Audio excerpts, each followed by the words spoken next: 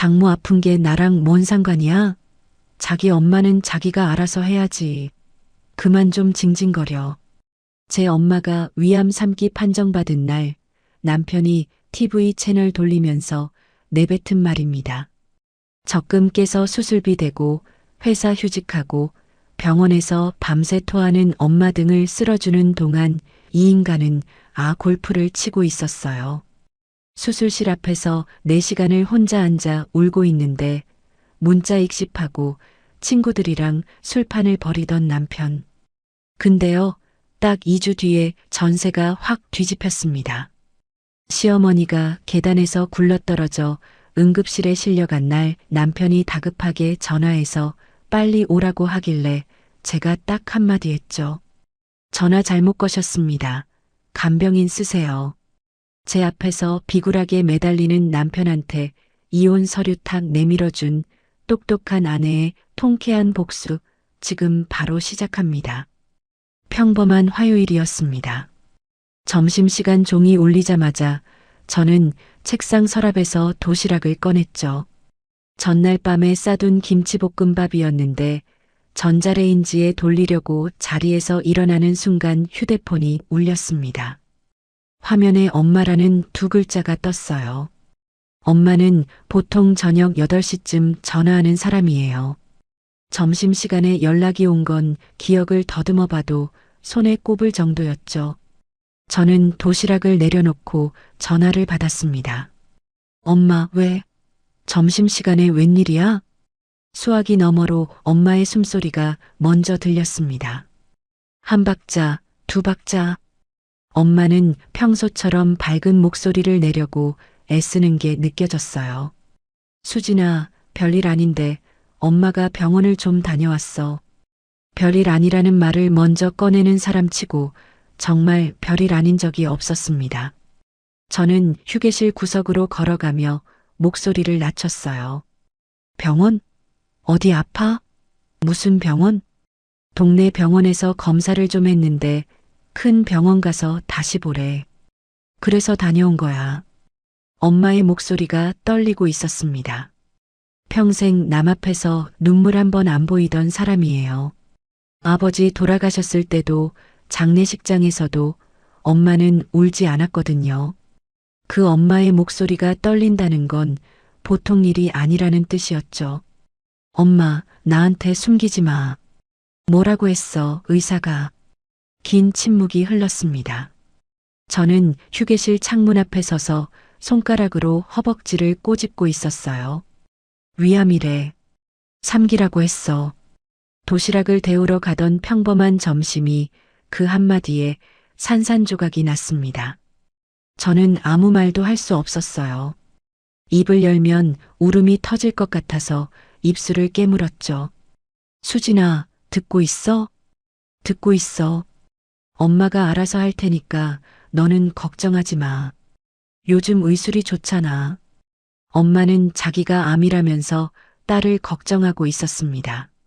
저는 그날 오후 내내 일이 손에 잡히지 않았어요. 모니터 화면의 글자가 하나도 읽히지 않았죠. 이틀 뒤 목요일 저는 반차를 내고 대학병원에 엄마와 함께 갔습니다. 엄마는 병원 입구에서 저를 보더니 손을 흔들었어요. 평소보다 얼굴이 많이 야위어 있었습니다. 진료실에 들어가자 담당 의사가 컴퓨터 화면을 돌려 보여주며 설명을 시작했어요. 보호자분이시죠? 어머니 상태를 말씀드리겠습니다. 종양이 꽤 진행된 상태이고 주변으로 번졌을 가능성이 있어서 2주 안에 수술을 하셔야 합니다. 저는 의사의 입이 움직이는 걸 보면서도 소리가 잘 들리지 않았습니다. 진료 기록지에 적힌 3기, 전이 의심이라는 글자만 눈에 박혔어요. 수술하면 괜찮아지는 건가요? 수술 후 상태를 봐서 추가 치료 여부를 결정하게 됩니다. 지금은 수술이 가장 급해요. 진료실을 나왔을 때 저는 걸을 수가 없었습니다. 복도 의자에 주저앉아서 2 손으로 얼굴을 감쌌어요. 엄마가 뒤따라 나와 제 옆에 앉았습니다. 수진아, 울지 마. 엄마 안 죽어. 엄마는 제 등을 쓸어주며 말했어요. 안 알릴 수도 있었는데 네가 나중에 알면 더 서운해할까봐 말한 거야. 엄마가 미안해. 저는 엄마를 붙잡고 울었습니다. 아버지 없이 혼자서 저를 키운 사람이에요. 새벽에 김밥 말아서 시장에 나가고 밤에는 삭바느질하면서 저를 대학까지 보낸 사람이에요. 왜 하필 이 사람한테 이런 일이 생기는 건지 원망스러운 마음이 가슴 밑바닥에서 올라왔죠. 그날 저녁 집에 돌아왔습니다. 준혁이 소파에 누워서 TV를 보고 있었어요. 저는 신발을 벗으면서 입을 열었습니다. 준혁아, 나 할 말 있어. 준혁이 고개를 돌리지 않고 리모컨 버튼을 눌렀어요. 응, 말해. 엄마가 위암 3기래. 2주 뒤에 수술해야 해. 한동안 내가 병원 좀 오가야 될 것 같아. 채널이 바뀌는 소리가 거실에 울렸습니다. 준혁이 화면에서 눈을 떼지 않은 채 물었어요. 그래서 저녁은? 저는 그 말을 듣고 현관에 서서 한참을 움직이지 못했습니다. 할 말이 목구멍까지 올라왔다가 다시 내려갔어요. 저는 아무 대꾸 없이 부엌으로 걸어갔죠. 다음 날 저는 회사 인사팀에 가족 돌봄 휴가를 신청했습니다. 엄마 수술 일정을 2주 뒤로 확정하고 수술 전에 해야 하는 검사들을 하나하나 챙기며 바쁘게 움직였어요. 저녁에 준혁이 퇴근하길 기다렸다가 조심스럽게 꺼냈습니다. 수술비가 꽤 나올 것 같거든. 우리 같이 좀 부담하면 안 될까? 준혁이 넥타이를 풀며 고개를 저었어요. 우리 형편의 처갓집 병원비까지 신경 쓸 여유가 어딨어. 장모님한테 형제분은 없어? 외동인 거 알잖아. 우리 엄마. 그래도 그건 내 쪽 집안일이잖아.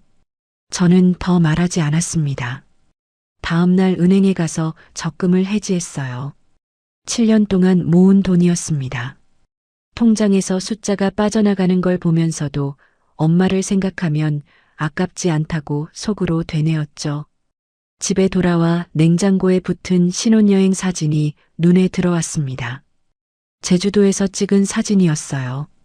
이 결혼에서 내 편은 누구인가 하는 생각이 처음으로 스쳤습니다.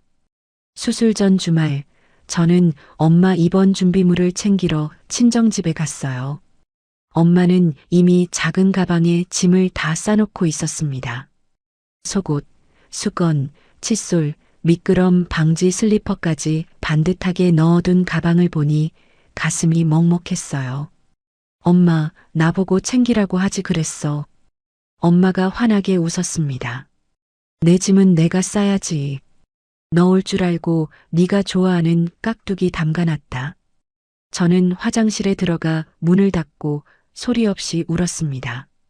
엄마의 저 웃음 뒤에 얼마나 큰 두려움이 있는지 알았거든요. 그 시각 준혁은 친구들과 술을 마시고 있었다는 걸 나중에 알았습니다. 소라 남편 정태호가 그 자리에 있었어요. 정태호가 소라한테 전해준 말에 따르면 누군가 수진이 장모님 때문에 고생하겠다고 했을 때 준혁은 이렇게 대답했다고 합니다. 내가 뭘 어쩌겠어. 자기 엄마는 자기가 알아서 해야지. 입원 전날 밤 저는 마지막으로 한 번 더 부탁했어요. 수술 날만이라도 와줘. 엄마가 사위 얼굴 한 번 보면 힘이 날 거야. 준혁이 휴대폰을 만지작거리며 대답했습니다. 그날 거래처 미팅이 있어서 어떻게 될지 모르겠다. 저는 더 이상 말하지 않았어요. 입원 짐을 들고 현관을 나서는데 준혁이 뒤에서 한마디 했습니다. 수술 잘 될 거야. 그 한마디가 위로가 아니라 면죄부처럼 들렸습니다. 입원 당일 아침 저는 엄마와 함께 병원에 도착해 입원 수속을 밟았어요. 수술 동의서에 서명하는데 보호자란에 제 이름만 덩그러니 적혔습니다. 남편이란 사람의 빈자리가 종이 위에서 또렷하게 보였죠. 엄마가 병실 침대에 앉으며 물었습니다. 준혁이는 바쁜가 보다? 응, 회사에 중요한 일이 있대. 엄마가 고개를 끄덕이며 웃었어요. 그런데 엄마의 눈가가 붉어지는 걸 저는 놓치지 못했습니다. 엄마도 알고 있었던 거예요. 사위가 안 오는 게 바빠서가 아니라는 걸요. 수술 당일 아침 6시, 저는 병실 간이 침대에서 눈을 떴습니다. 엄마는 이미 깨어 있었어요.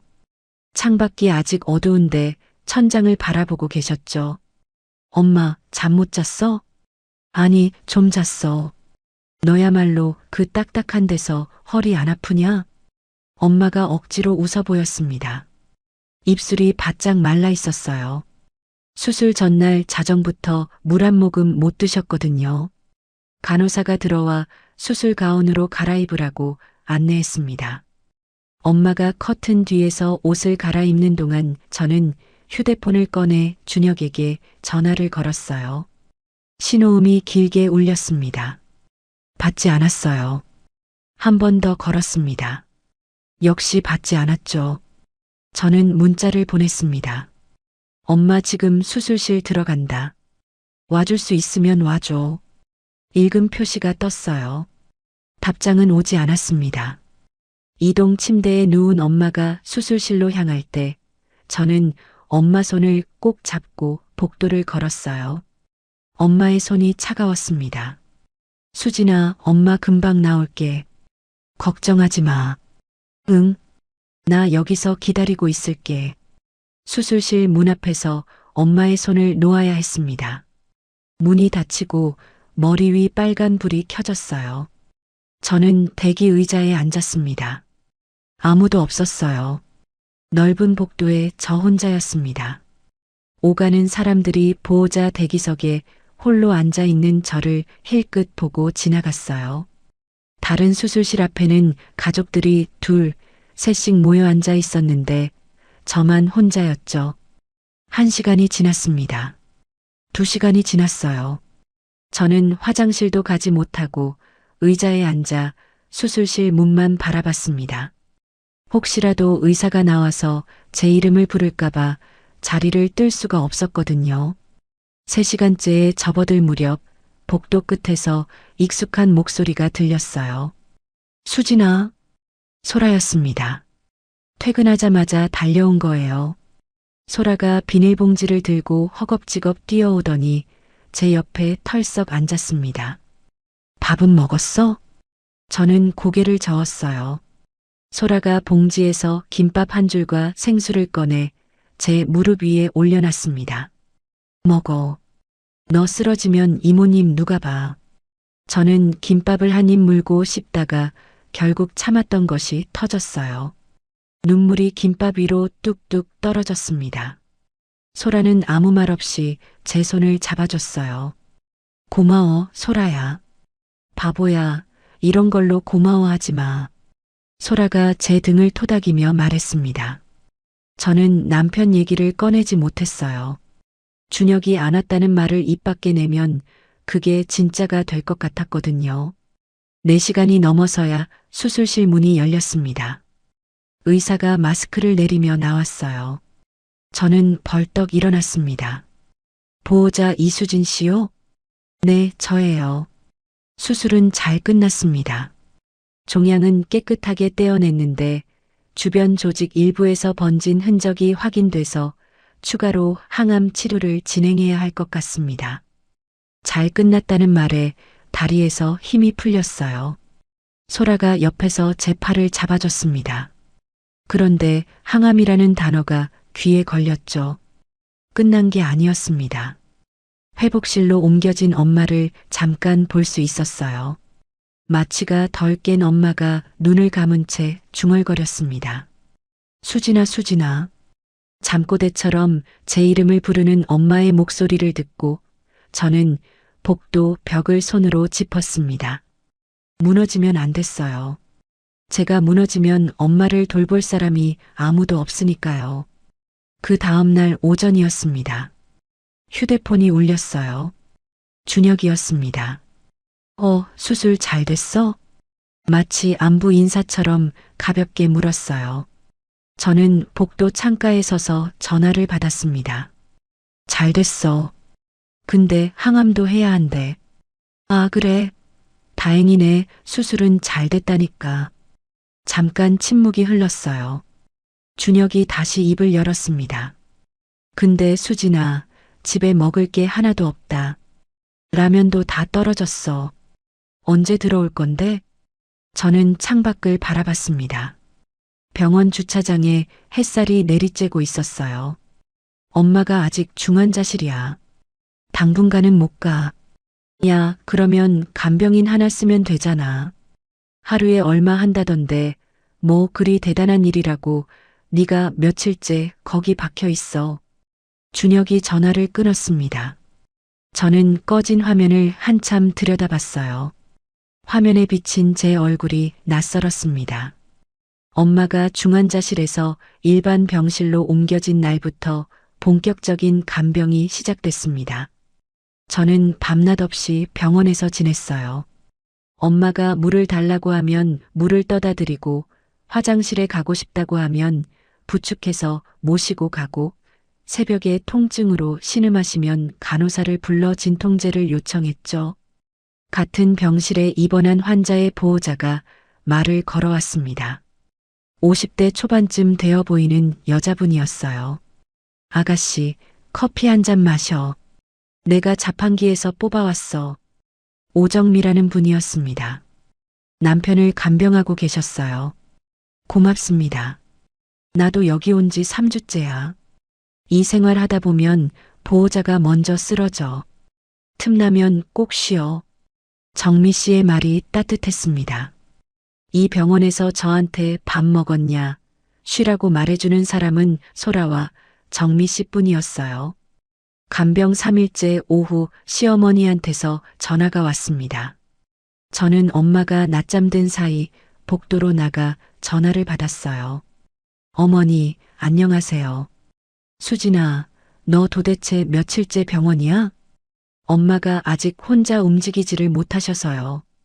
준혁이가 집에서 밥도 못 챙겨 먹고 다닌다는데 네가 그래도 안 해지. 시어미한테까지 전화가 오게 만들면 되겠냐? 저는 엄마의 상태를 설명하려고 했습니다. 어머니 수술 후에 경과를 봐야 해서 제가 좀 더. 시집간 딸이 친정에 며칠째 처박혀 있으면 남들이 뭘 하겠냐? 적당히 하고 들어가. 뚜뚜뚜. 시어머니가 일방적으로 끊어버렸습니다. 저는 전화기를 쥔 채 병원 옥상으로 올라갔어요. 바람이 세게 불었습니다. 난간에 기대서서 하늘을 올려다봤죠. 결혼 초에 준혁이 했던 말이 떠올랐어요. 신혼집 이사하던 날이었습니다. 준혁이 짐을 나르다 말고 저를 보며 웃었죠. 수진아, 이제 내 가족이 내 가족이야. 걱정하지 마. 그 말이 얼마나 가벼운 것이었는지 7년이 지나서야 알게 됐습니다. 간병 일주일째, 엄마가 조금씩 나아져서 죽을 드실 수 있게 됐어요. 저는 병원 앞 죽집에서 전복죽을 사다가 엄마한테 한 숟가락씩 떠먹여 드렸습니다. 맛있어? 응. 네가 떠주니까 더 맛있다. 엄마가 웃었어요. 저도 웃었습니다. 그 웃음 뒤에 쌓인 피로와 걱정은 숨긴 채요. 그날 오후 직장 인사팀에 전화해서 가족 돌봄휴직을 정식으로 신청했어요. 담당자가 안내했습니다. 최대 90일까지 쓸 수 있는데 무급이에요. 무급이라는 말에 머리가 복잡해졌지만 선택의 여지가 없었습니다. 같은 날 저녁 소라한테서 전화가 왔어요. 소라의 목소리가 평소와 달리 조심스러웠습니다. 수진아, 너한테 해야 할 말이 있는데. 응, 말해. 태호가 그러는데 얼마 전에 준혁 씨랑 술 마셨대. 거기서 준혁 씨가 그랬다더라. 장모 병원비까지 내가 왜 신경 써야 하냐고. 처갓집 일은 처갓집에서 알아서 해야 한다고. 저는 아무 말도 하지 못했어요. 미안해. 네가 알아야 할 것 같아서. 소라가 미안해하는 목소리로 말했습니다. 저는 전화를 끊고 한동안 아무런 표정도 짓지 못한 채 서 있었어요. 그날 밤이었습니다. 병실에서 잠든 엄마의 손을 잡고 앉아 있는데 소라한테 사진 한 장이 왔어요. 태호가 단체 대화방에서 본 거라고 했습니다. 준혁이 골프장에서 찍은 사진이었어요. 환하게 웃고 있었고 리프레시 완료라는 글이 붙어 있었습니다. 저는 휴대폰 화면을 보다가 고개를 돌려 엄마를 봤어요. 엄마는 수술 자국이 있는 배를 감싼 채 힘겹게 잠들어 있었습니다. 항암 치료를 앞두고 있었죠. 다시 화면을 봤어요. 골프채를 들고 웃는 남편의 얼굴을 봤습니다. 그 순간 제 안에서 무언가가 꺾였어요. 소리도 없이 아주 조용히 하지만 다시는 돌아갈 수 없을 만큼 완전하게요. 엄마의 첫 번째 항암 치료가 시작된 날, 저는 주사실 앞 복도에 앉아 있었습니다. 안에서 엄마의 구역질 소리가 들려왔어요. 간호사가 문을 열고 나오더니 제게 말했습니다. 보호자분, 지금은 좀 힘들어 하시는데 약 효과가 나오면 나아질 거예요. 조금만 기다리세요. 저는 고개를 끄덕이고 다시 앉았습니다. 잠시 후 안으로 들어가니 엄마가 구토봉지를 붙잡은 채 침대 난간에 기대어 있었어요. 얼굴이 하얗게 질려 있었습니다. 엄마, 괜찮아? 괜찮아. 좀 울렁거려서 그래.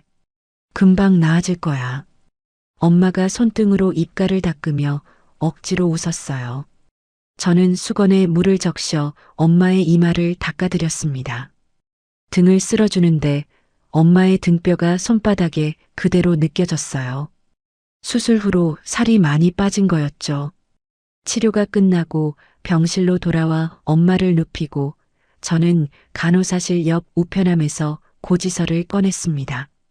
항암 치료비 청구서였어요. 숫자를 보고 속으로 계산기를 두드렸습니다. 적금은 이미 깨졌고 돌봄휴직 중이라 월급도 없었어요. 남은 건 통장에 들어있는 얼마 안 되는 잔액뿐이었습니다. 그날 저녁 준혁한테서 전화가 왔어요. 저는 병실 밖 복도로 나가서 받았습니다. 수진아, 빨래가 산더미야. 세탁기는 어떻게 돌리는 거냐? 세제 넣고 버튼 누르면 돼. 귀찮게 그걸 어떻게 해? 그리고 싱크대에 벌레 나온다. 집이 완전 엉망이야. 도대체 언제 들어올 건데? 저는 복도 벽에 등을 기대고 눈을 감았어요. 엄마 항암 시작했어. 당분간 더 있어야 해. 아, 또? 도대체 그게 언제 끝나는 건데? 저는 전화를 끊고 꺼진 화면에 비친 제 얼굴을 봤습니다. 눈 밑에 시커먼 그늘이 내려앉아 있었어요. 항암 치료 후 며칠이 지나자 엄마의 머리카락이 빠지기 시작했습니다. 아침에 베개 위에 머리카락이 수북이 떨어져 있었어요. 엄마가 그걸 보고도 아무 말 없이 쓸어 모아 휴지통에 버렸습니다. 하루는 엄마가 세면대 앞에서 거울을 보고 계셨어요. 저는 물컵을 가져다 드리려고 다가갔는데 엄마의 어깨가 떨리고 있었습니다. 엄마, 내가 이 꼴이 뭐냐? 엄마가 거울에서 눈을 떼지 못한 채 말했어요. 숱이 확 줄어든 머리카락 사이로 두피가 보였습니다. 평생 강한 척하던 엄마가 처음으로 무너지는 걸 봤어요. 저는 뒤에서 엄마를 안았습니다. 엄마의 어깨가 제 팔 안에서 작게 흔들렸어요. 괜찮아, 엄마. 치료 끝나면 다시 나. 예쁜 모자 사줄게. 엄마 모자 쓰면 되게 잘 어울려. 엄마가 제 팔을 잡고 한참을 울었습니다. 저도 같이 울었어요. 그런데 울면서도 머릿속에서는 숫자가 돌아가고 있었습니다. 남은 치료비, 무급 상태의 생활비, 다음 달 친정집 관리비. 감정과 현실 사이에서 제 머리가 쉴 틈 없이 쪼개지고 있었죠. 그날부터 저는 병원 간병 틈틈이 노트북을 펼쳤습니다. 온라인 번역 일과 블로그 원고 작업을 시작한 거예요. 엄마가 잠든 밤 10시부터 새벽 2시, 3시까지 자판을 두드렸습니다. 한 건에 10,000원, 20,000원짜리 일이었지만 안 하는 것보다는 나았어요. 병실 간이 침대에서 기절하듯 잠들고 새벽 6시에 간호사의 회진 소리에 깨는 날이 반복됐습니다. 같은 병실의 정미 씨가 어느 아침 제 얼굴을 보더니 혀를 찼어요. 아가씨, 얼굴이 환자보다 더 안 좋아. 이러다 네가 먼저 쓰러진다. 괜찮아요. 좀 피곤한 것뿐이에요. 괜찮은 사람 얼굴이 아니야. 나랑 밥 먹으러 가자. 내가 살게. 정미 씨가 제 팔을 잡아 끌다시피 해서 병원 구내식당에 데려갔습니다. 정미 씨가 쟁반 2개에 밥과 국, 반찬을 담아와서 제 앞에 놓았어요. 먹어. 국부터 떠. 저는 숟가락을 들고 국을 한 모금 마셨습니다. 뜨거운 국물이 목을 타고 내려가니까 그제야 제가 얼마나 굶고 있었는지 느껴졌어요. 정미 씨가 밥을 먹으며 조용히 입을 열었습니다. 나도 예전에 시어머니 간병한 적 있어. 남편은 코빼기도 안 비치고 나 혼자 병원에서 3개월을 살았지. 저는 젓가락을 멈추고 정미 씨를 봤어요. 그때 나는 참는 게 당연한 줄 알았어. 며느리니까 아내니까 다 내가 해야 하는 거라고. 근데 아니더라. 참는 게 미덕이 아니라 나를 죽이는 거였어. 정미 씨가 물컵을 들며 말했습니다. 결국 이혼했어. 그때는 내가 너무 늦게 깨달았다 싶었지. 저는 아무 말도 하지 못했어요. 정미 씨의 이야기가 남의 일이 아니었거든요. 숟가락을 다시 들었지만 밥맛을 느낄 수가 없었습니다. 처음으로 제 결혼 생활을 바깥에서 들여다보는 기분이었어요. 항암 2차 치료를 앞둔 주말, 저는 준혁한테 전화를 걸었습니다. 치료비가 부족했거든요. 준혁아, 다음 주에 2차 치료 들어가는데 돈이 좀 모자라. 같이 좀 보태줄 수 있어? 내 월급으로는 대출 이자에 보험료 내면 빠듯한 거 알잖아.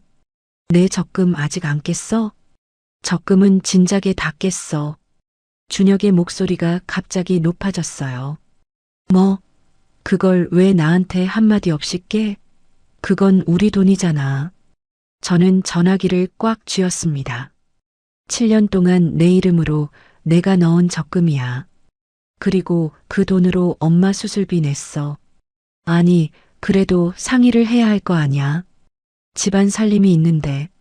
준혁이 화를 내고 있었어요. 엄마 수술비에는 한 푼도 안 보태놓고 제 적금을 깬 건 따지는 거였습니다. 저는 더 말하지 않고 전화를 끊었어요. 그 주말에 소라가 병원으로 문병을 왔습니다. 과일 바구니를 들고 병실에 들어온 소라가 엄마한테 인사했어요. 이모, 소라예요. 좀 어떠세요? 어머, 소라 왔어? 이것까지 가져오고. 이리 앉아. 엄마가 반가워하며 소라의 손을 잡았습니다. 소라가 과일을 깎아 접시에 담아들이자 엄마가 한 조각 드시며 말했어요. 우리 수진이 친구가 사위보다 낫다. 엄마가 웃으며 한 말이었는데 병실 안이 갑자기 조용해졌습니다. 소라가 저를 힐끗 봤어요. 저는 사과를 깎는 척 고개를 숙였습니다. 엄마가 사위의 빈자리를 모른 척 해왔지만 속으로는 다 세고 있었다는 걸 그 한마디에 알아챘거든요. 소라가 저를 병원 밖으로 데리고 나왔어요. 편의점에서 커피를 사서 벤치에 나란히 앉았습니다. 수진아, 너 이러다 진짜 쓰러져. 얼굴이 반쪽이 됐어. 괜찮아.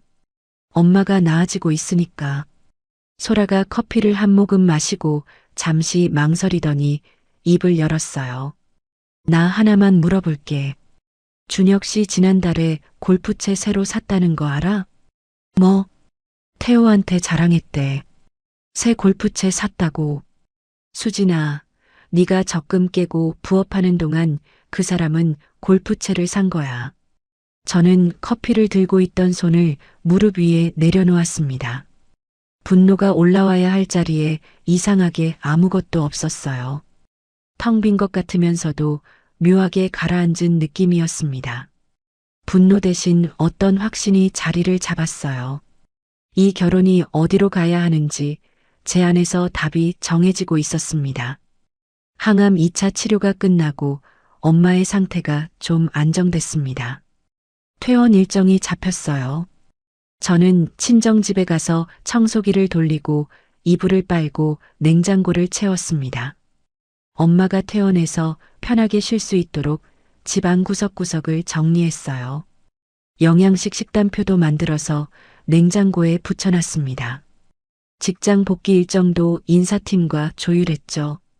이 모든 과정에서 준혁이 한 일은 단 하나도 없었습니다. 퇴원 전날 정미 씨가 제게 다가왔어요. 정미 씨 남편도 다음 주면 퇴원이었거든요. 아가씨, 나도 곧 여기서 나가. 다음에 보기 힘들겠지? 정미 씨가 휴대폰을 꺼내며 말했습니다. 번호 교환하자. 힘들면 언제든 연락해. 밥이라도 같이 먹게. 저는 정미 씨의 번호를 저장하며 고개를 숙였어요. 병원에서 만난 이 낯선 분이 남편보다 더 든든했다는 사실이 고맙기도 하고 쓸쓸하기도 했습니다. 엄마 퇴원 날 택시를 타고 친정집으로 갔어요. 엄마가 차 안에서 창밖을 보며 조용히 말했습니다. 수진아, 준혁이한테 미안하게 됐다. 며느리를 이렇게 오래 붙잡아놔서. 저는 엄마의 손을 잡았어요. 미안할 사람은 엄마가 아니야. 엄마가 고개를 돌려 저를 봤습니다. 저는 창밖을 바라봤어요. 택시 유리에 비친 제 눈이 보였습니다. 더 이상 아무것도 기대하지 않는 사람의 눈이었어요. 엄마를 친정에 모셔다 드리고 이틀 뒤 저는 집으로 돌아왔습니다. 현관문을 열고 들어서는 순간 냄새가 먼저 저를 맞았어요. 쉰내와 기름 냄새가 뒤섞인 공기였죠. 싱크대 위에 라면 냄비 3개가 겹쳐 쌓여 있었습니다. 배달 용기가 그 옆에 탑처럼 올려져 있었고 국물이 흘러내린 자국이 바닥까지 이어져 있었어요. 빨래 바구니에서 옷가지가 넘쳐 흘러 세탁기 앞까지 널려 있었고 거실 테이블 위에는 빈 맥주캔이 6개, 7개 나뒹굴고 있었습니다. 안방에서 게임 소리가 들렸어요. 저는 거실을 천천히 둘러봤습니다. 부엌, 거실, 현관, 화장실. 한 군데도 빠짐없이 눈에 새겨두듯 훑었어요. 준혁이 안방에서 고개를 내밀었습니다. 왔어? 배고픈데 뭐 좀 해줘. 배달 음식 이제 질려서 못 먹겠다. 저는 아무 대답 없이 안방으로 걸어가 문을 닫았습니다. 가방을 바닥에 내려놓고 침대 끝에 앉았어요. 한참을 그렇게 앉아 있었습니다. 다음 날 아침이었어요. 저는 눈을 뜨고 세면대에서 얼굴을 씻은 뒤 부엌으로 갔습니다. 싱크대 위에 라면, 냄비와 배달 용기가 그대로 있었어요. 저는 그것들을 건드리지 않았습니다. 제 컵 하나만 꺼내서 씻고 커피를 탔어요. 7년 결혼 생활에서 처음이었습니다. 남편의 뒷정리를 하지 않은 건요. 준혁이 잠에서 깨서 부엌으로 나왔어요. 식탁 위에 아무것도 차려져 있지 않은 걸 보더니 눈을 깜빡였습니다. 밥은? 저는 커피잔을 싱크대에 놓으며 가방을 집어들었어요. 바빠서 사 먹어. 현관문을 닫고 나오는데 뒤에서 준혁이 뭐라고 했지만 저는 듣지 않았습니다. 복귀 첫날 밀린 업무가 산더미였어요. 저는 모니터 앞에 앉아 하나씩 처리하면서 점심시간이 되기를 기다렸습니다. 12시가 되자 동료들이 우르르 식당으로 향했고 저는 자리에 남았어요. 휴대폰을 꺼내 검색창을 열었습니다. 협의 이혼 절차. 글자를 치는 제 손끝이 전혀 떨리지 않았어요. 스스로 놀랐습니다. 두려움이 있어야 할 자리에 아무것도 없었거든요. 만약을 위한 준비라고 속으로 말했지만 이미 마음은 정해져 있었죠. 그 주 수요일 점심 저는 회사 근처 구청 무료 상담센터를 찾아갔습니다. 좁은 상담실에 마주 앉은 변호사가 제 이야기를 들었어요. 결혼 기간 동안 생활비는 주로 누가 부담하셨어요? 거의 제가 냈어요.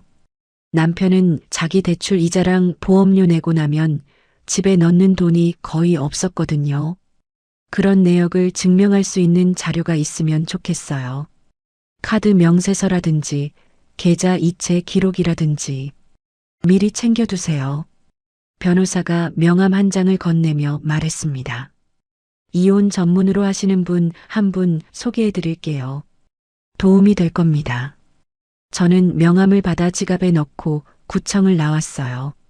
돌아오는 길에 은행에 들러 지난 7년간의 카드 명세서 발급을 신청했습니다. 마트비, 공과금, 아파트 관리비, 식비. 전부 제 카드에서 나간 것들이었죠. 계좌 이체 내역도 뽑았어요.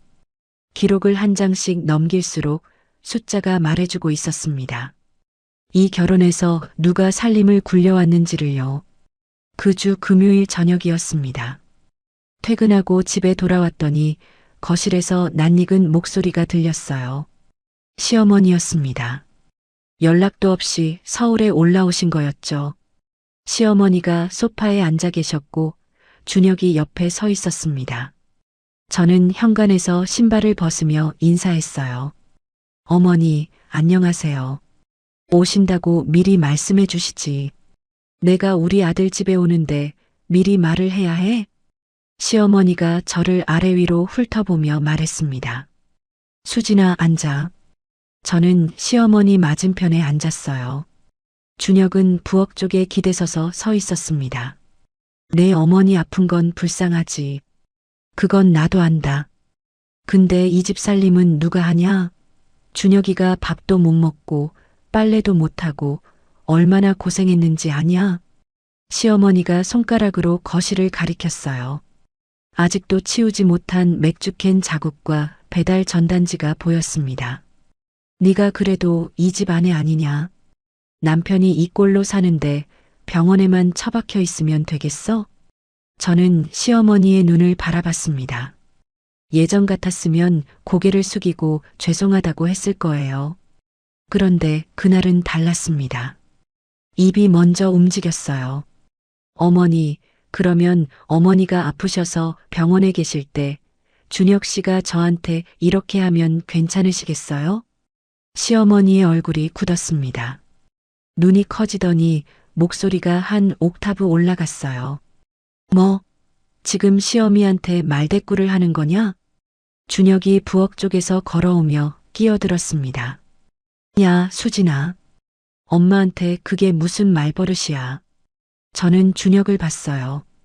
제 편을 들어줄 거라는 기대는 이미 버린 지 오래였지만 이렇게 눈앞에서 확인하니 오히려 깨끗했습니다.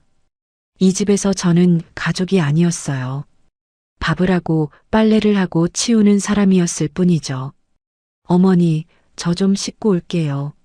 저는 자리에서 일어나 욕실로 들어갔습니다. 문을 잠그고 세면대 앞에 섰어요.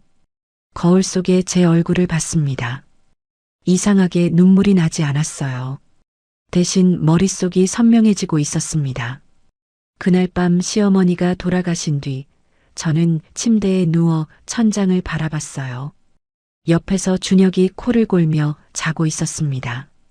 저는 어둠 속에서 눈을 감았다 떴습니다.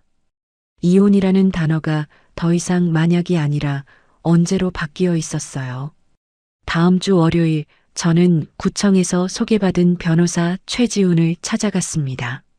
사무실에 앉아 상담료를 내고 정식으로 선임 계약을 했어요. 준비하신 자료 잘 정리하셨네요. 카드 명세서, 계좌 이체 내역, 시어머니 분 문자 메시지 기록까지. 이 정도면 충분히 갖춰진 편입니다. 최지훈 변호사가 서류를 넘기며 말했습니다. 혹시 상대방이 협의에 응하지 않을 가능성도 생각하고 계세요? 네. 준혁 씨가 쉽게 응하지 않을 것 같아요. 그러면 조정이나 재판까지 갈 수 있다는 것도 알아두세요. 어느 쪽이든 준비는 해두는 게 좋습니다. 사무실을 나와서 은행으로 갔어요. 제 이름으로 새 통장을 만들었습니다. 급여 이체 계좌를 새 통장으로 바꾸고 부업으로 모은 비상금도 따로 옮겨놨어요. 은행 창구에서 서류에 도장을 찍는데 손이 떨리지 않았습니다. 감정 없이 사무적으로 처리하는 제가 낯설었지만 동시에 한 번도 느껴보지 못한 것이 느껴졌어요. 주도권이었습니다. 엄마의 자택 요양을 돕기 위해 퇴근 후 주 2회 친정을 다녔습니다. 엄마의 약 챙기는 시간을 메모해두고 식사 준비를 해놓고 다음 검진 일정을 확인했어요. 엄마한테는 이혼 준비 이야기를 꺼내지 않았습니다. 준혁이가 요즘 좀 나아졌냐? 엄마가 식탁에서 물었어요. 저는 밥을 뜨며 대답했습니다. 응, 신경 써주더라. 거짓말이었어요. 엄마의 회복에 걸림돌이 될 만한 건 전부 차단해야 했거든요. 어느 저녁이었습니다. 준혁이 퇴근하고 거실에서 전화 통화를 하고 있었어요. 저는 안방에서 노트북으로 일하다가 소리를 듣게 됐습니다. 수진이 요즘 좀 이상해. 예전처럼 안 챙겨줘. 밥도 잘 안 하고 말도 없고. 준혁이 친구한테 투덜거리는 목소리였어요. 모르겠다. 친정엄마 간병하더니 사람이 변한 거 아냐? 저는 노트북 화면을 바라봤습니다. 준혁은 아직도 모르고 있었어요. 제가 변한 게 아니라 멈춘 거라는 걸요. 7년 동안 혼자 굴리던 바퀴를 더 이상 밀지 않기로 한 것뿐이라는 걸 준혁은 끝까지 이해하지 못할 거라는 확신이 들었습니다. 그 다음 주 최지훈 변호사와 두 번째 면담을 했어요. 이혼 서류 초안을 함께 검토했습니다. 상대방이 합의에 응하면 가장 빠르지만 응하지 않을 경우 법원에 조정을 신청하게 됩니다. 그래도 안 되면 재판까지 갈 수 있어요. 준혁 씨는 체면을 많이 따지는 사람이에요. 쉽게 도장 안 찍을 겁니다. 그래서 증거가 중요합니다.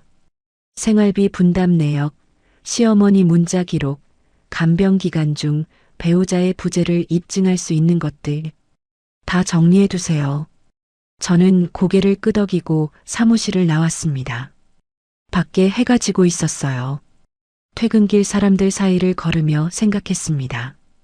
겉으로는 평소와 다름없는 하루였어요. 출근하고 일하고 퇴근하고 집에 돌아가는 하루. 하지만 그 안쪽에서는 전혀 다른 시간이 흐르고 있었죠. 이혼 준비를 하면서도 겉으로는 달라진 게 없었습니다. 출근하고 일하고 퇴근 후에는 엄마를 돌보고 집에 돌아와서는 제 방에서 노트북을 펼쳤어요. 준혁은 제가 뭘 하는지 관심도 없었죠. 서로 같은 집에 살면서 각자의 하루를 살고 있었습니다. 어느 날 오후였어요. 회사에서 보고서를 쓰고 있는데 휴대폰이 울렸습니다. 화면에 시어머니 번호가 떴어요. 또 잔소리 전화겠거니 했는데 받아보니 목소리가 달랐습니다. 옳게 신우이 은정 형님이었어요. 숨이 가쁜 목소리였습니다. 옳게 엄마가 계단에서 넘어졌어. 고관절인 것 같아. 지금 응급실이야. 저는 볼펜을 내려놓고 잠시 가만히 있었습니다. 머릿속에 아무 생각도 떠오르지 않았어요. 1초, 2초, 3초. 그러다 아주 차갑고 선명한 문장 하나가 떠올랐습니다. 형님, 일단 의사 말씀 잘 들으시고 준혁 씨한테 연락하세요. 아, 응. 준혁이한테도 전화했어. 옳게도 빨리 와줘. 저는 대답하지 않고 전화를 끊었습니다. 30초쯤 지나서 준혁한테서 전화가 왔어요. 수진아, 엄마가 입원했어. 응급실이야. 빨리 와. 준혁의 목소리가 급했습니다. 저는 의자 등받이에 기대 앉아 창밖을 봤어요. 불과 2달 전 제가 똑같은 말을 했었죠. 엄마가 수술실에 들어간다고, 제발 와달라고. 그때 준혁은 읽고도 답을 안 했습니다. 전화 잘못 거신 것 같은데요. 간병인 알아보세요. 저는 그렇게 말하고 전화를 끊었습니다. 손가락으로 통화 종료 버튼을 누르는데 힘이 하나도 들지 않았어요. 바로 다시 전화가 울렸습니다. 준혁이었어요. 저는 받지 않았습니다. 10초 뒤에 또 울렸어요. 그것도 받지 않았습니다.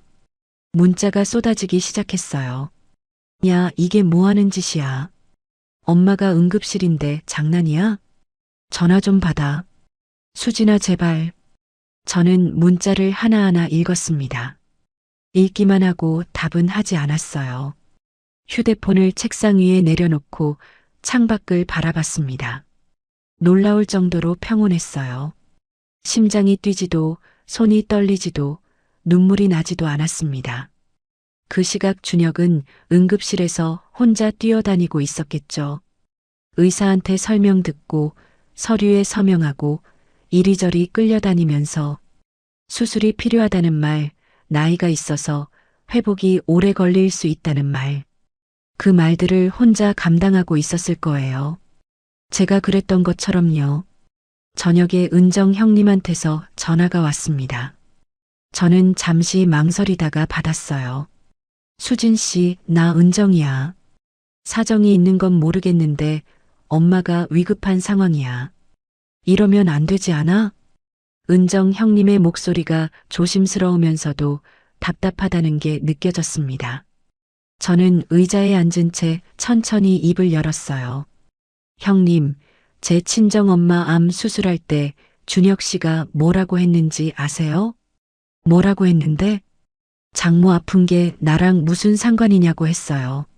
수술날 병원에 와달라고 했더니 전화도 안 받았고요. 항암 치료 내내 한 번도 안 왔어요. 골프는 치러 다녔지만요. 전화기 너머에서 아무 소리도 들리지 않았습니다. 형님, 저한테 전화하실 게 아니라 간병인 구하시는 게 빠를 거예요.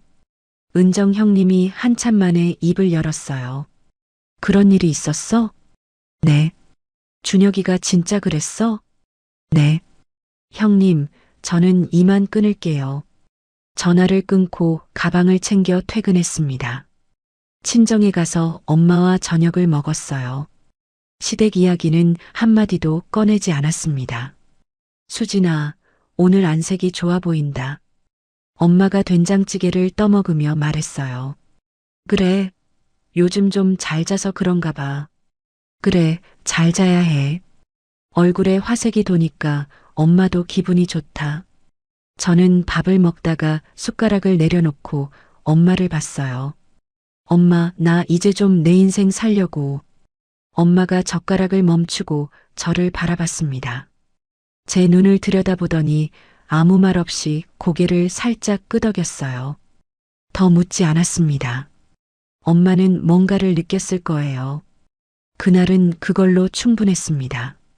다음 날 준혁은 회사에 반차를 내고 병원에 있었다고 합니다. 소라가 태우한테 들은 이야기를 저한테 전해줬어요. 준혁이 시어머니 곁에서 간병을 시작한 거였습니다. 밥 먹여드리고 화장실 부축하고 밤에 호출벨 울리면 달려가고 옆 침대 보호자가 물었다고 해요. 아내분은 안 오세요? 준혁이 출장 중이라고 거짓말했다고 합니다. 제가 안 오는 게 아니라 못 오는 것처럼 꾸민 거죠. 이틀째 간병을 하다가 준혁은 결국 간병인을 불렀다고 해요. 하루에 13만 원이라고 했습니다. 준혁이 그 금액을 듣고 놀랐다더군요. 제게 간병인 쓰면 되잖아라고 가볍게 던졌을 때 그게 얼마인지도 몰랐던 거예요. 시어머니가 화를 냈다고 합니다. 며느리가 하면 돈 안 드는데 왜 남한테 돈을 줘? 수진이를 당장 데려와. 엄마, 수진이가 지금 상황이 좀. 무슨 상황이야? 시어미가 뼈가 부러져 누워 있는데 며느리가 안 오는 게 말이 돼? 시어머니가 아무리 화를 내도 몸이 아프니 간병인을 받아들일 수밖에 없었겠죠. 일주일이 지나면서 준혁이 눈에 띄게 지쳤다는 얘기를 소라가 전해줬어요. 간병인비를 내면서 출근도 해야 하니 이중으로 시달리는 거였죠. 회사에서 지각과 조퇴가 잦아져 팀장한테 경고까지 받았다고 합니다. 친구 하나가 준혁한테 이렇게 말했다고 해요. 야, 이거 얼마 전에 수진 씨가 겪은 거랑 똑같은 거 아니냐? 준혁이 뭐라고 대답했는지는 전에 듣지 못했어요. 저는 그 무렵부터 짐을 조금씩 빼기 시작했습니다. 퇴근길에 집에 들러온 몇 벌, 화장품, 책 몇 권씩 가방에 담아 친정집에 옮겨놨어요. 한꺼번에 빼면 티가 나니까 조금씩 며칠에 걸쳐서요. 준혁은 병원과 회사를 오가느라 집에 거의 들르지 못했기 때문에 눈치를 챌 수가 없었죠. 소라를 만나 커피를 마시며 말했습니다. 때가 되면 얘기할 거야. 준혁 씨한테? 응. 소라가 제 손을 잡았어요. 네가 결정한 거면 나는 무조건 내 편이야. 알지? 알아. 고마워. 집으로 돌아가는 길에 생각했습니다. 준혁이 지금 겪고 있는 것들을 통해 뭔가를 깨달으면 좋겠다는 마음이 어딘가에 남아 있었어요. 1%쯤 되는 아주 작은 기대였죠. 저는 그 미련을 가만히 들여다봤습니다. 인정했어요. 아직 이만큼 남아 있었구나. 그리고 놓아주기로 했습니다. 그날 밤 친정집에 맡겨둔 짐을 정리하면서 옷장에 걸린 제 코트 주머니에서 오래된 영수증 한 장이 나왔어요. 결혼 2년 차에 준혁이랑 같이 갔던 식당 영수증이었습니다. 둘이 삼겹살을 구워 먹고 웃었던 날이었어요. 저는 그 영수증을 한참 들여다보다가 쓰레기통에 넣었습니다. 손을 털고 옷장 문을 닫았어요. 짐을 옮긴 지 일주일쯤 됐을 때였습니다. 평일 저녁 퇴근해서 회사 건물 밖으로 나오는데 누군가 제 앞을 가로막았어요. 준혁이었습니다. 양복 넥타이가 비뚤어져 있었고 눈 밑에 다크서클이 짙게 내려앉아 있었어요. 예전에 보던 얼굴이 아니었습니다. 수진아. 준혁이 제 팔을 잡았어요. 옷장이 비어 있더라. 이게 뭐 하는 짓이야? 집에 안 들어올 거야? 엄마는 아직 병원인데. 저는 준혁의 손을 가만히 내려다봤습니다. 회사 동료들이 퇴근하며 우리를 힐끗힐끗 쳐다보고 있었어요. 여기서 이러지 말고 저기 가서 얘기하자. 저는 준혁의 손을 뿌리치고 길 건너 카페로 걸어갔습니다. 준혁이 뒤따라왔어요. 카페 안구석 자리에 마주 앉았습니다. 저는 가방에서 서류 봉투를 꺼내 테이블 위에 올려놨어요. 이게 뭔데? 이혼 합의서야. 준혁이 서류 봉투를 보더니 코웃음을 쳤습니다. 콧바람을 내뿜으며 의자 등받이에 기대 앉았어요. 야, 지금 장난해? 친정엄마 간병한다고 힘들었던 거 나도 알아. 근데 그걸로 이혼까지 하자고? 지금 피곤해서 예민한 거 아니야? 저는 준혁의 눈을 바라봤습니다. 아직도 사태를 파악하지 못하고 있었어요.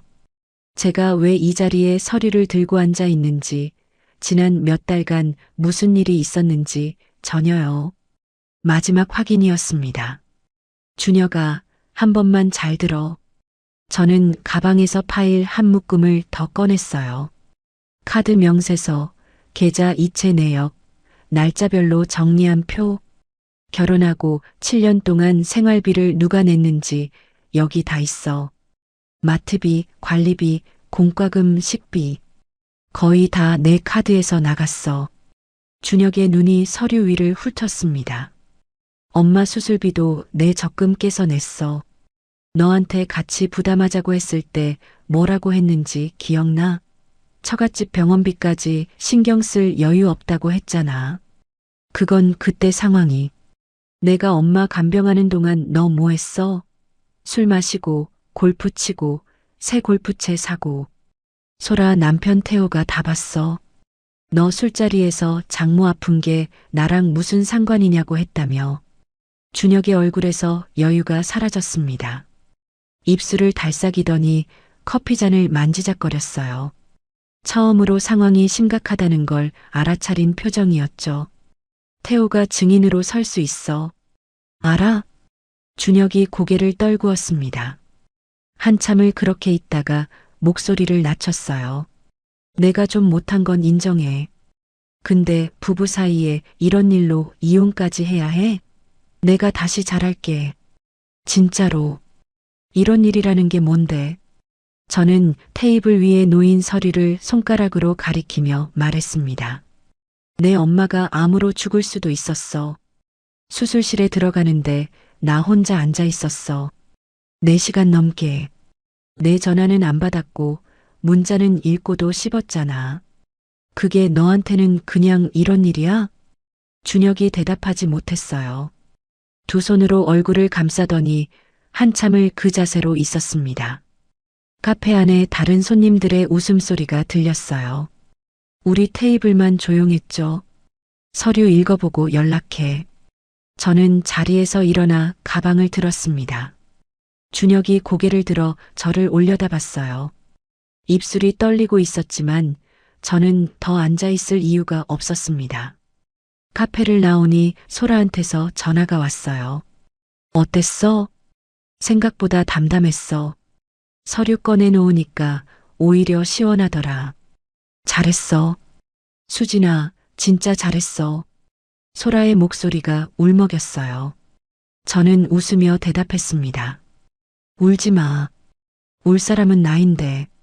전화를 끊고 부동산을 찾아가는 길이었습니다. 친정집 근처에 원룸을 알아보려고요.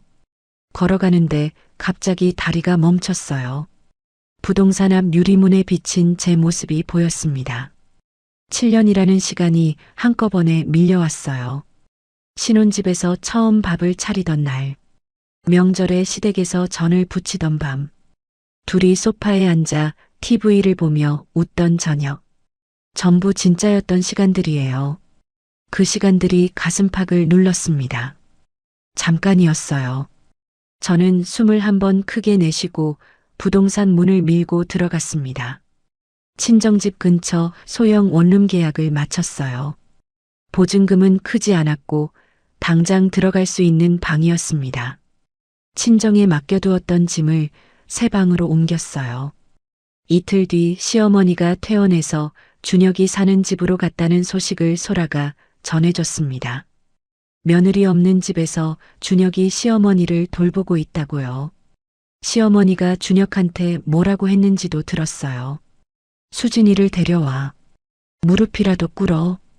시어머니 입장에서는 며느리가 돌아와야 본인이 편하니까요. 반성이 아니었어요. 불편함을 없애고 싶은 거였죠. 준혁은 합의서에 서명하지 않았습니다. 예상한 대로였어요. 저는 최지훈 변호사와 상의해서 법원에 이혼 조정 신청서를 냈습니다. 결혼 기간 동안 제가 부담한 생활비가 전체의 70%가 넘는다는 기록, 시어머니가 보낸 문자 메시지들 전부 증거로 정리해서 제출했어요. 조정에서 합의가 되면 가장 빠르고요. 안 되면 재판으로 넘어갈 수 있습니다. 최지훈 변호사가 말했어요. 저는 고개를 끄덕였습니다. 어느 쪽이든 준비는 돼 있었거든요.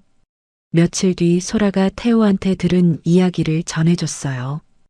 은정 형님이 준혁을 찾아갔다고 합니다. 은정 형님이 준혁한테 이렇게 말했대요. 솔직히 수진 씨 입장에서 생각해봐. 네가 그렇게 했으면 나라도 떠났어. 준혁이 자기 누나한테까지 그런 말을 듣고 충격을 받았다고 합니다. 은정 형님이 덧붙였대요. 엄마한테는 내가 말할 테니까 너는 수진 씨한테 진심으로 사과부터 해. 사과요. 문제는 사과할 시간이 이미 지나버렸다는 거예요.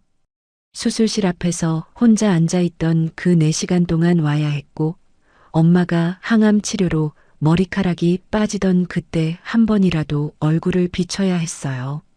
지금 와서 하는 사과는 사과가 아니라 뒤늦은 수습일 뿐이죠. 조정 기일을 기다리는 동안 엄마의 정기 검진에 동행했습니다. 3차 항암 후 경과를 확인하는 날이었어요. 병원 대기실에서 번호를 기다리며 엄마 옆에 앉았는데 엄마가 제 손을 잡았어요. 수진아, 결과가 안 좋으면 어쩌지? 괜찮을 거야, 엄마. 이번에 좋다고 할 거야.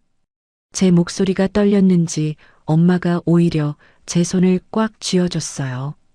진료실에 들어가니 의사가 컴퓨터 화면을 보며 말했습니다. 수치가 많이 떨어졌어요. 경과가 좋습니다. 이 추세가 이어지면 경과 관찰 단계로 넘어갈 수 있겠어요. 엄마와 저는 진료실을 나와 복도에서 서로를 끌어안았습니다. 몇 달 전 같은 병원, 같은 복도에서 주저앉아 울었던 날이 떠올랐어요. 그때와 지금 같은 장소인데 전혀 다른 눈물이었습니다. 병원을 나와 나란히 걷는데 엄마가 하늘을 올려다보며 웃었어요. 저도 웃었습니다. 오랜만에 진짜 웃음이었어요. 그날 저녁 친정집에서 엄마와 밥을 먹었습니다. 된장찌개와 계란말이, 시금치나물. 소박한 밥상이었는데 세상에서 제일 맛있었어요. 엄마가 숟가락을 내려놓더니 저를 가만히 바라봤습니다. 수진아, 이혼하려는 거지? 숟가락을 쥔 손이 멈췄어요. 엄마, 어떻게 알았어? 내 눈이 달라졌어. 예전에는 눈치를 보는 눈이었는데 지금은 뭔가 결심한 사람 눈이야. 엄마가 딸 눈을 모르겠냐? 저는 밥그릇을 내려다봤습니다. 엄마한테 숨기고 있었는데 역시 엄마였어요. 엄마 미안해. 엄마 아픈데 이런 걱정까지 끼쳐서 미안하긴. 네가 결정한 거면 엄마는 응원한다. 엄마가 식탁 위로 손을 뻗어 제 손을 잡았어요. 수진아, 내 인생을 살아라. 엄마는 내 편이야. 저는 고개를 끄덕이며 엄마의 손을 꼭 잡았습니다. 밥상 위로 눈물이 떨어졌지만 닦지 않았어요. 엄마의 응원을 받은 지 2주 뒤 법원에서 조정기일 통지서가 날아왔습니다. 날짜를 확인하고 최지훈 변호사한테 연락했어요. 서류는 다 준비돼 있으니까 걱정 마시고 당일날 30분 전에 오세요. 변호사의 목소리가 담담했습니다. 저도 담담했어요. 조정 당일 아침 원룸 옷장에서 검은색 블라우스를 꺼내 입었습니다. 거울 앞에 서서 옷매무새를 다듬었어요. 떨리지 않았습니다. 현관을 나서는데 햇살이 밝았어요. 날씨가 좋은 게 이상하게 느껴졌죠. 법원 조정실 앞 복도에 도착하니 최지훈 변호사가 먼저 와 있었습니다. 서류 가방을 열어 마지막으로 자료를 확인하더니 고개를 끄덕였어요. 다 준비됐습니다. 편하게 하세요. 조정실 문이 열리고 안으로 들어갔습니다. 긴 테이블 한쪽에 저와 변호사가 앉았고 맞은편에 준혁이 앉아 있었어요. 준혁 옆에도 변호사가 한 명 있었습니다. 준혁을 본 건 카페에서 합의서를 건넨 이후 처음이었어요. 살이 빠져 있었고 눈밑이 거뭇했습니다. 시어머니 간병에 시달린 흔적이 얼굴에 고스란히 남아 있었죠. 준혁이 저를 보더니 입술을 달싹였지만 아무 말도 하지 않았어요. 조정위원이 양쪽을 번갈아 보며 입을 열었습니다. 양측의 입장을 먼저 듣겠습니다. 신청인 측부터요.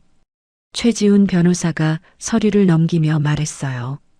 결혼 기간 7년간 의뢰인이 부담한 생활비 비율이 전체의 70%에 달합니다. 여기 카드 명세서와 이체 내역이 있습니다. 또한 의뢰인의 친정어머니가 암 수술과 항암 치료를 받는 동안 상대방은 단 한 번도 병문안을 하지 않았고 간병 거부는 물론이고 모욕적인 발언을 했습니다. 이를 증언할 수 있는 제3자도 있고요. 시어머니의 지속적인 압박성 문자 메시지 기록도 함께 제출합니다. 준혁 측 변호사가 맞받았어요. 성격 차이로 인한 일시적인 갈등입니다. 부부 사이에 충분히 있을 수 있는 일이고 상대방도 반성하고 있으며 관계 회복 의사가 있습니다. 조정위원이 서류를 넘기다가 준혁을 봤습니다. 박준혁 씨, 직접 하실 말씀 있습니까? 준혁이 고개를 들었어요. 입술을 한번 핥더니 말했습니다. 제가 잘못한 부분이 있습니다. 처가 쪽 일에 무관심했던 건 인정합니다. 하지만 이혼까지는 아니라고 생각합니다. 기회를 주시면 다시 잘해보겠습니다. 조정위원이 저를 봤어요. 이수진 씨는 어떻게 생각하십니까? 기회는 7년 동안 매일 있었습니다.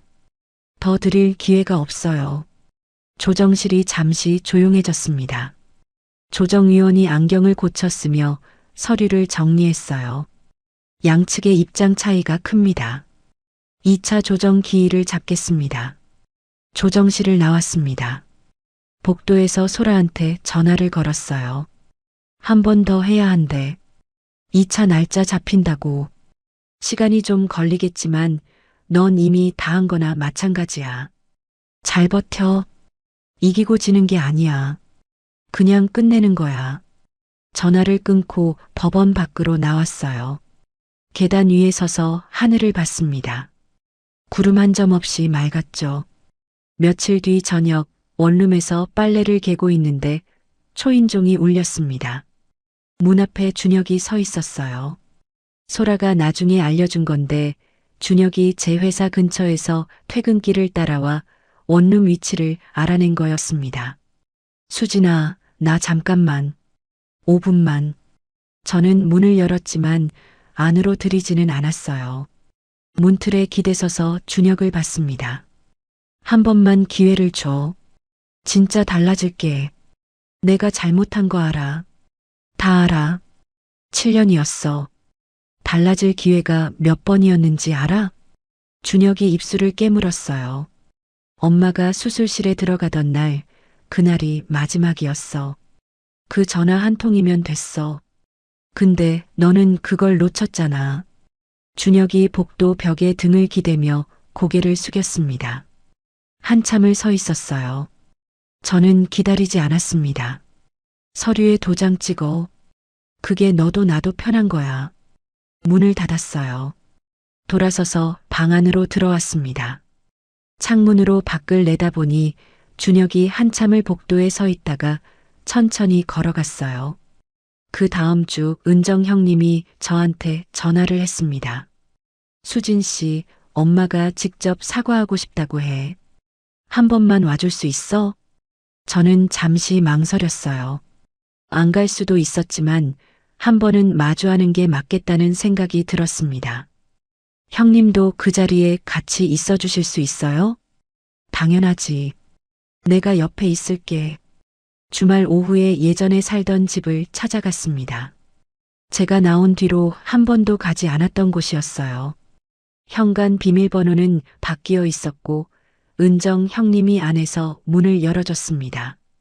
시어머니가 거실 소파에 앉아 계셨어요. 깁스한 다리를 낮은 탁자 위에 올려놓고 있었고 은정 형님이 옆에 나란히 앉았습니다. 시어머니가 저를 보더니 얼굴을 돌렸다가 다시 봤어요. 입을 여는데 목소리가 평소와 달랐습니다. 수진아, 내가 좀 심했다. 내 어머니 아픈 것도 신경 못 써줘서 미안하다. 저는 맞은편 의자에 앉아 시어머니의 얼굴을 바라봤습니다. 입은 사과를 하고 있었지만 눈은 달랐어요. 그래도 네가 이 집 며느리인데 시어미가 이렇게 누워 있는데 한 번은 와야 하는 거 아니냐? 그게 도리지. 저는 예상한 대로였습니다. 사과가 아니었어요. 불편한 상황을 되돌리기 위한 말이었죠. 돌아오라는 뜻이었습니다. 저는 자리에서 일어났어요. 어머니, 저는 이미 법원에 서류를 냈습니다. 저와 준혁 씨 문제는 저희가 정리할 거고요. 어머니 간병은 은정 형님과 준혁 씨가 하시는 게 맞아요. 시어머니의 얼굴이 벌겋게 달아올랐습니다. 저는 돌아서서 현관으로 향했어요. 신발을 신고 문을 열었습니다. 은혜도 모르는 년. 시어머니의 고함이 등 뒤에서 터졌습니다. 은정 형님이 그 자리에서 그 말을 고스란히 들었어요. 저는 돌아보지 않고 문을 닫았습니다. 그 뒤 은정 형님이 준혁한테 연락했다고 합니다.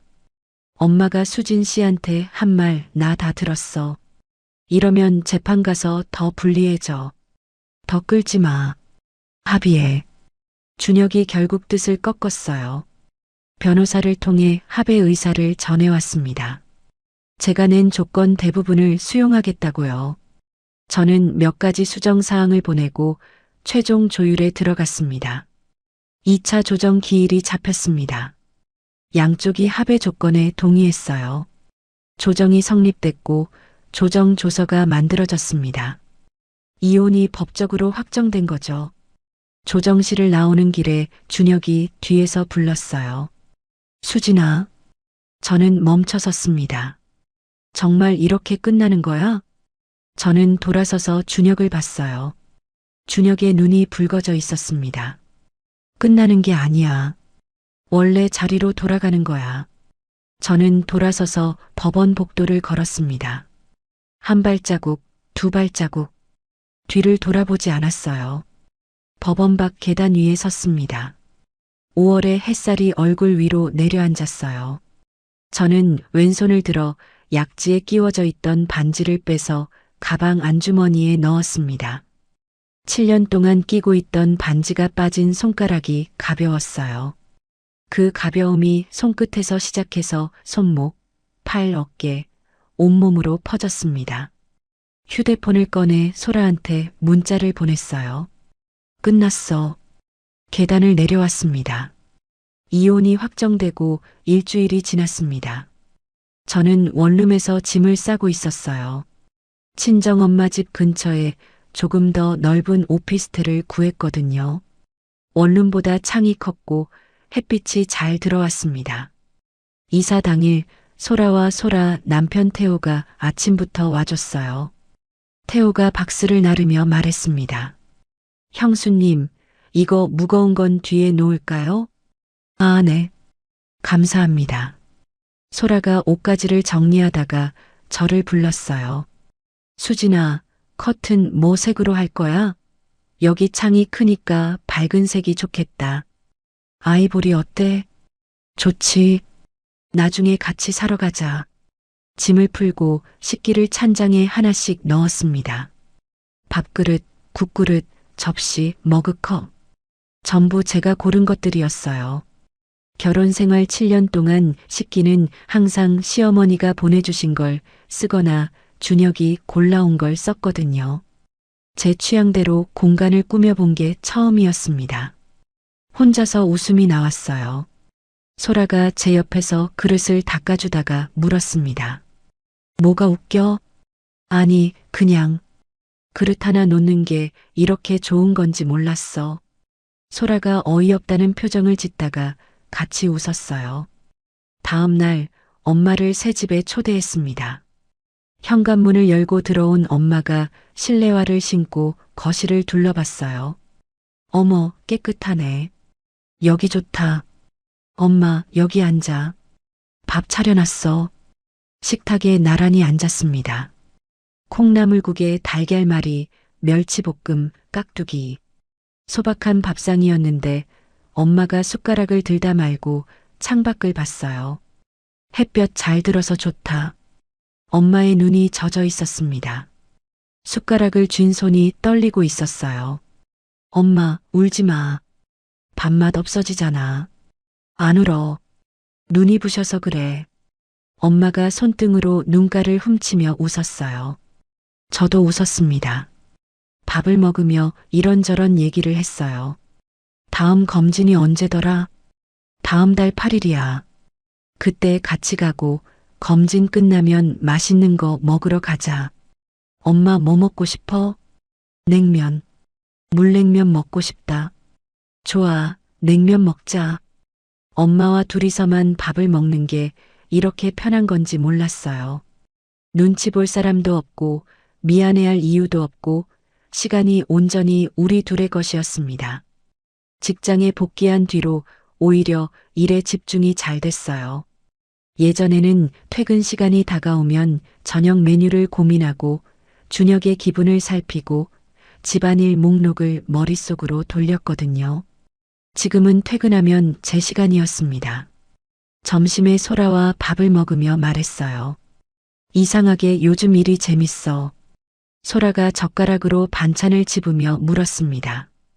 갑자기 내 시간이 온전히 내 거니까 그런 것 같아. 퇴근하고 뭘 해도 내 선택이잖아. 그게 이렇게 다른 건지 몰랐어. 당연하지.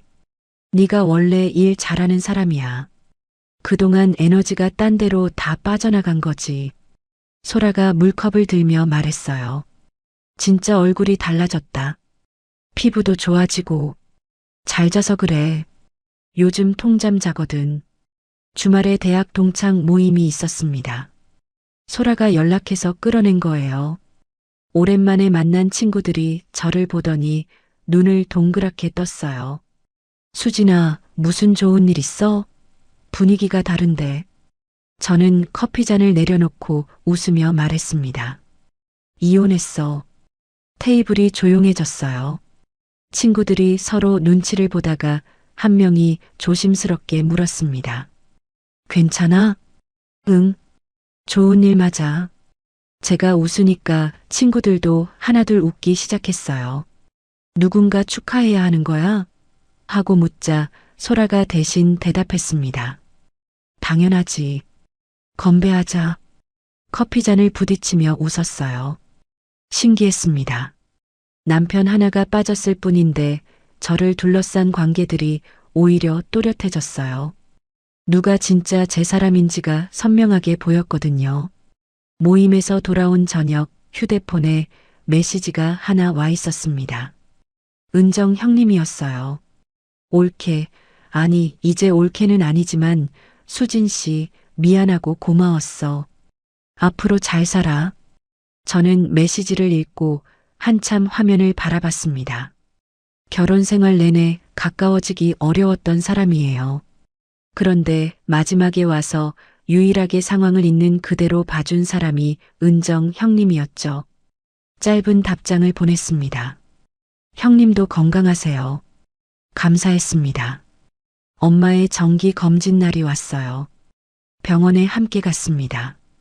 대기실에서 번호를 기다리며 나란히 앉았는데 엄마가 제 무릎을 톡톡 쳤어요. 수진아, 오늘 좋은 소식이면 좋겠다. 좋을 거야. 엄마 요즘 밥도 잘 먹고 얼굴에 살도 올랐잖아. 진료실에 들어가니 의사가 검사 결과를 보며 말했습니다. 수치가 정상 범위 안에서 안정적으로 유지되고 있어요. 이 추세가 다음 검진까지 이어지면 경과 관찰을 마무리하는 것도 논의할 수 있겠습니다. 엄마가 의사의 말을 듣고 두 손을 모았어요. 저는 엄마의 팔을 잡고 진료실을 나왔습니다. 복도에서 엄마가 저를 끌어안았어요. 수진아, 엄마 살았다. 당연하지. 엄마는 오래오래 살아야지. 몇 달 전 같은 복도에서 울었던 기억이 떠올랐어요. 그때는 무서워서 울었고 지금은 기뻐서 울었습니다. 좋은 결과를 축하하려고 엄마와 근교의 작은 온천 여관으로 1박 여행을 갔어요. 노천탕에 나란히 앉아 발을 담갔습니다. 따뜻한 물이 발끝을 감싸자 엄마가 깊게 숨을 내쉬며 말했어요. 살아있으니까 이런 것도 하네. 앞으로 이렇게 자주 다니자. 엄마 가고 싶은데 다 가자. 그래. 가을에 단풍 보러 가자. 속리산 가고 싶다. 속리산 좋지. 가자. 엄마와 나란히 앉아 저녁 하늘을 바라봤습니다. 눈치 볼 사람도 없고 미안해할 이유도 없었어요. 그냥 엄마와 딸 두 사람만의 시간이었습니다. 여행에서 돌아온 다음 날 아침이었어요. 오피스텔 창가에 앉아 커피를 마시며 휴대폰을 꺼냈습니다. 병원에서 만났던 정미 씨한테 메시지를 보냈어요. 정미 선생님, 저 수진이에요. 엄마 경과 좋게 나왔어요. 그때 잘 챙겨주셔서 감사합니다. 잠시 뒤 답장이 왔어요. 잘 됐다. 나도 새 출발 잘하고 있어. 우리 밥 한번 먹자. 가장 힘든 시간에 만난 사람이 일상 속으로 이어지고 있었습니다. 저는 웃으며 네, 꼬교라고 답을 보냈어요. 메시지를 보내고 나서 연락처 목록을 열었습니다. 화면을 천천히 내리다가 박준혁이라는 이름 앞에서 멈췄어요. 손가락이 잠시 머물렀습니다. 삭제 버튼을 눌렀어요. 7년의 흔적이 버튼 하나에 사라졌습니다. 허무하지 않았어요. 깔끔했습니다. 눈을 감았다 떴어요. 창밖으로 아침 해가 비치고 있었습니다. 저는 책상 위 메모장을 펼치고 오늘 할 일을 적기 시작했어요. 출근길 횡단보도 앞에 섰습니다. 빨간불이었어요. 사람들이 양옆으로 줄 서서 신호를 기다리고 있었습니다. 가족이라는 이름은 누군가의 희생 위에 세워지는 게 아니라 상대방이 아플 때 기꺼이 달려가는 것으로 완성되는 거였어요. 그 단순한 걸 깨닫는데 7년이 걸렸습니다. 하지만 그 7년 값으로 남은 인생 전부를 되찾았죠. 신호가 바뀌었어요. 저는 걸음을 내딛었습니다. 여러분, 오늘 주인공의 이야기 어떠셨나요? 7년 동안 혼자서 살림하고, 혼자서 간병하고, 혼자서 울었던 수진 씨가 결국 자기 인생을 되찾았습니다. 장모님이 암으로 쓰러졌을 때 골프나 치러 다니던 남편은 결국 자기 어머니 간병을 혼자 떠안고서야 하루 13만 원짜리 간병인 비용에 허덕이게 됐죠. 며느리는 공짜라고 큰 소리 치던 시어머니도 정작 본인이 누워보니까 그 공짜가 얼마나 큰 희생이었는지 뼈저리게 느끼셨을 겁니다. 가족이라는 이름은 한쪽의 희생 위에 세워지는 게 아니라 상대가 아플 때 기꺼이 달려가는 마음으로 완성되는 거라고 생각합니다. 그 단순한 진실을 외면한 대가가 이렇게 돌아온 거겠죠. 지금 누군가의 무관심 속에서 혼자 버티고 계신 분이 계시다면 나를 아껴주지 않는 사람 곁에서 스스로를 닳게 할 필요는 없다는 걸 꼭 기억해 주셨으면 합니다. 수진 씨처럼 자기 삶의 주인으로 다시 서는 분들의 앞날에 좋은 일만 가득하길 진심으로 바랍니다. 수진 씨한테 응원의 한마디 남겨주시는 건 어떨까요? 여러분의 따뜻한 댓글 하나가 누군가에게 큰 힘이 됩니다. 그럼 다음에도 속이 뻥 뚫릴 시원한 이야기로 찾아뵙겠습니다. 감사합니다.